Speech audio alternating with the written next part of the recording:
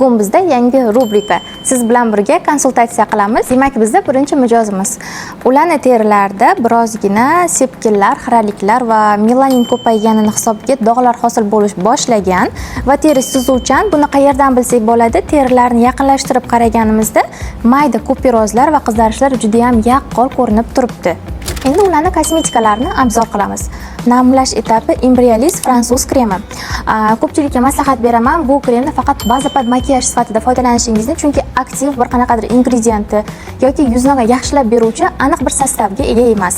Kiehl'sni yuz kremlaridan foydalanar ekanlar. Bu ham juda ham yaxshi krem hisoblanadi va meni tavsiyam ularni terilarida ham qizarish, ham dog'lar bo'lganligi uchun tezda, ya'ni kuchli sostavli hech qanaqa sevrtkalar berib bo'lmaydi. Sababi terida tez sezuvchanlikni yana ham oshirib yuboradi.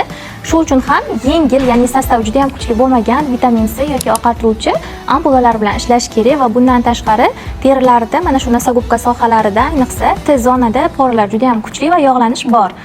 Buni ketqizish va ularni kamaytirish uchun esa 2 etapli очищениyadan foydalanishlari kerak.